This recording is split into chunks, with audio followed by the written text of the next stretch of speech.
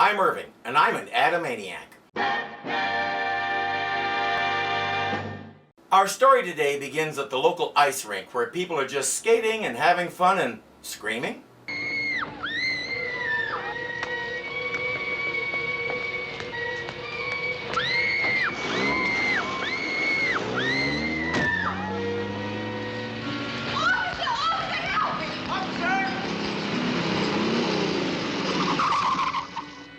Some kook melted the ice rink. With a flamethrower yet.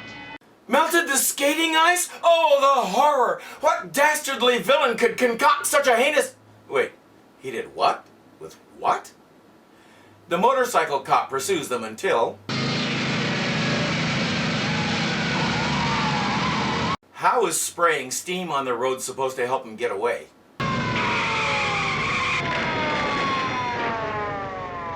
Oh, it was ice. The kind of ice that still makes a screeching skid sound when something slips on it. There's only one man who can create ice that clever. No, wrong comics. You don't mean? That diabolical snowman, who can only exist in temperatures 50 degrees below zero or more. Oh, no.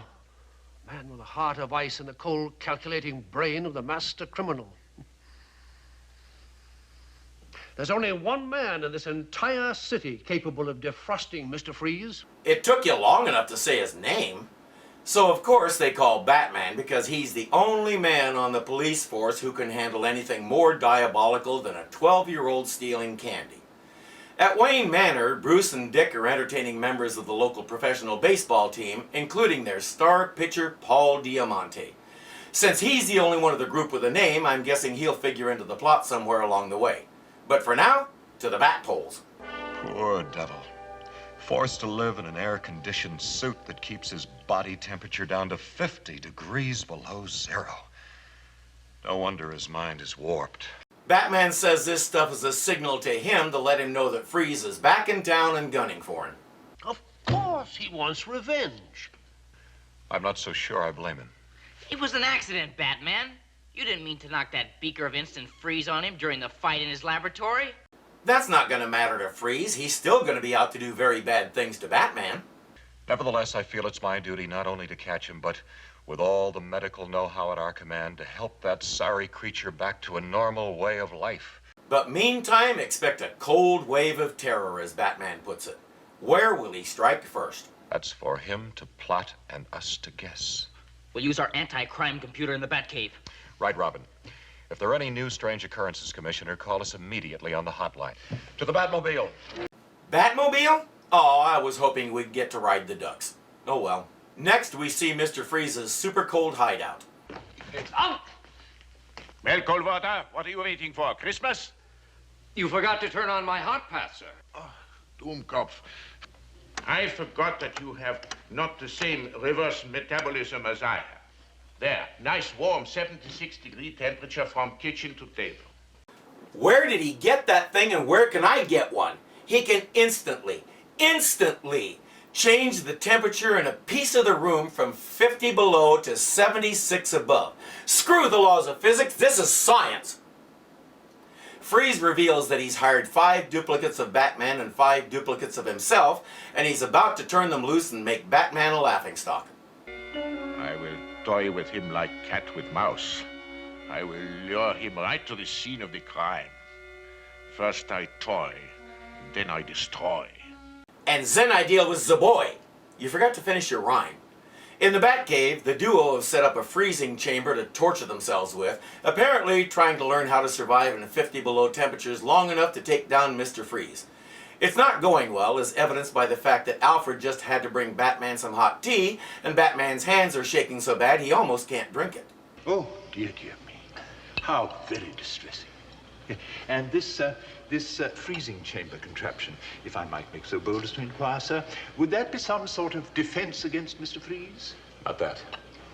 This new anti-freeze capsule. I'll bet you could market that to car owners all over the world. That beats the heck out of a smelly gallon jug.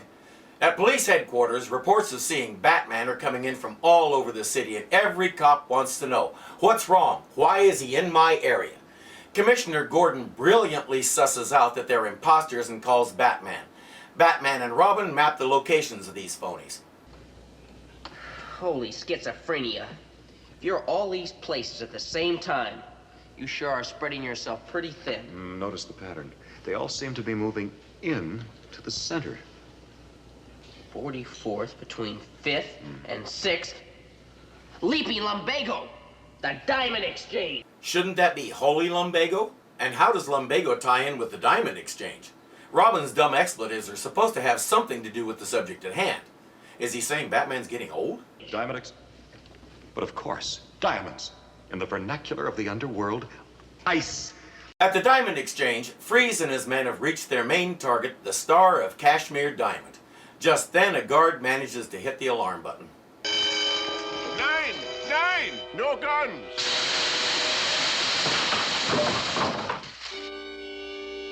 His freeze ray makes you glow and stand still. Diabolical! Just then, Batman appears.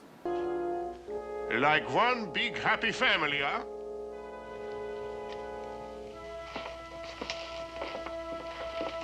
The fight scene begins. We get some wonderful Batman on Batman, freeze and freeze and freeze on Batman, Batman and Batman on Robin, Batman and Batman on Batman, and other goofy action, while the actual Mr. Freeze sprays ice all over the floor just to make it sillier. Hey!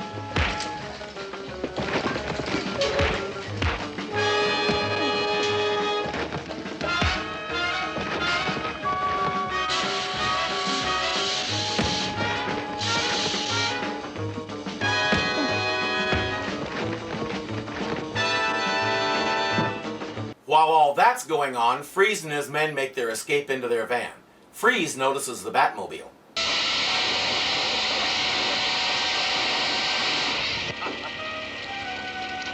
Hey, do you have any idea what it cost to repair that finish? You fiend!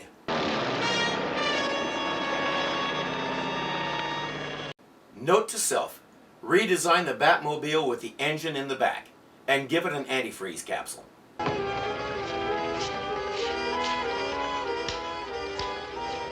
Pow! If only I could have landed one punch on the real Mr. Freeze. Think positive, Robin. Our computer should clue us in on where he's liable to strike next. Because it's not just a computer, it's an interdigital bat sorter. Whatever that means. I thought interdigital meant holding hands, so maybe there's something they're not telling us.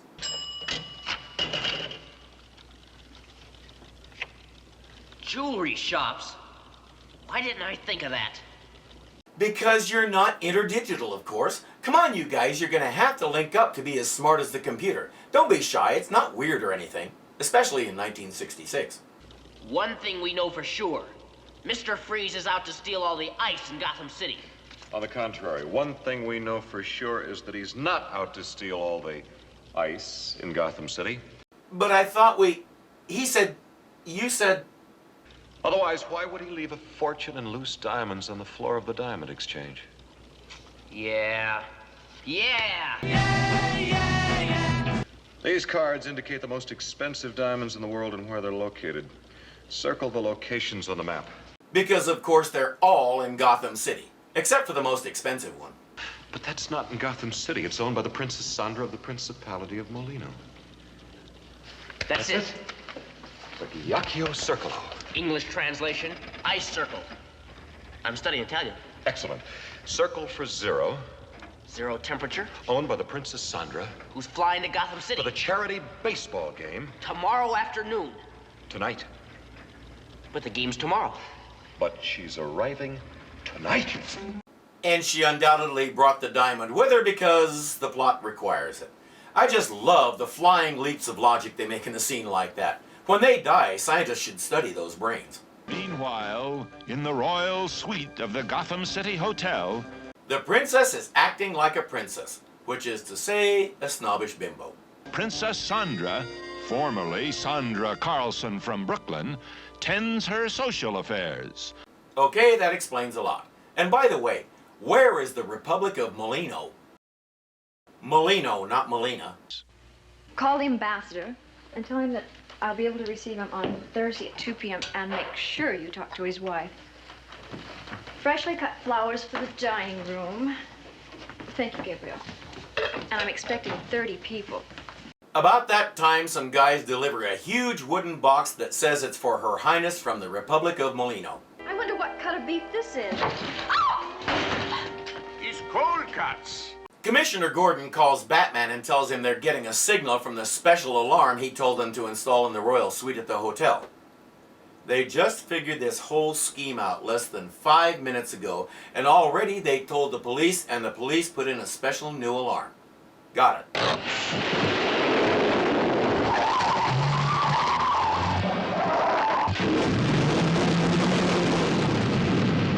You can never have too many back turns. At the hotel,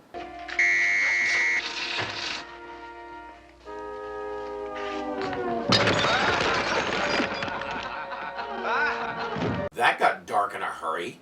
Freeze demands the diamond from the princess and starts moving toward her as slowly as possible so as to give Batman and Robin time to shinny up the side of the hotel to the balcony.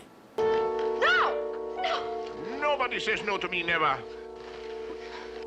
Wunderbar. Wunderbar. Tell Batman when he arrives, if he arrives, what happened. Tell him yourself, Dr. Schimmel.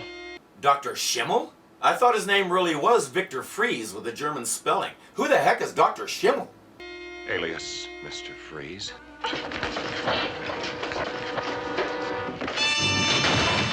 Okay, I can let this show get away with a lot, but I can't let this go by. Unlike, say, the Joker, we know this character's backstory. We know who he was, what he was doing, and why. Even the George Clooney movie got that right. Why would you want to depart so far from it like this? Did the writers just not do their homework and find out that the character already had a name? Or did they think nobody would notice? Whatever the case, bad writer. Bad. Bad writer. No weed for you. Freeze sets the curtains on fire so he can make his escape. Batman uses high-tech gadgetry to put it out.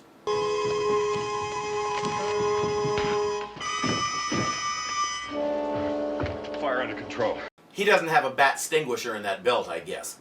They drop down after Freeze, and Freeze gets really weird. 999, stop! And of course they stop when he tells them to. I don't want to kill you. Not yet, not yet. Not yet.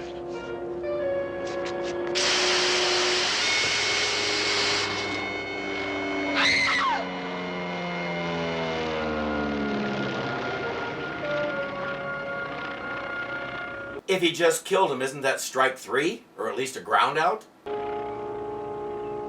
am sorry, Batman. I wanted to toy with you a little longer. But das ist the way the ice cube crumbles. Ja, sure, das ist the way the ice cube crumbles. Ja, sure, you betcha. I do a good German accent, just like he does. Has Batman struck out? No, dummy, the plane said it's only strike 2. Can no one save our noble pair of human popsicles? This is dead serious stuff, you understand. Answers tomorrow night. Same time, same channel. Just can't get consistent with this stuff. The episode was a lot of fun until Mr. Freeze just straight up murdered someone right there on screen. I'm not sure why they did that because it brought things down like nothing else could. It really left a bad taste in my mouth. As a kid, I don't think I really understood what happened there. Now I'm appalled that we have something like that in what's supposed to be a silly, campy story series. This episode came from a different writer than the previous ones, and it shows. We'll have to wait until next time to see if he can redeem himself. One word of warning. By watching, you too can lose your cool. That's not a good start. I'm Irving, and I'm an Adamaniac.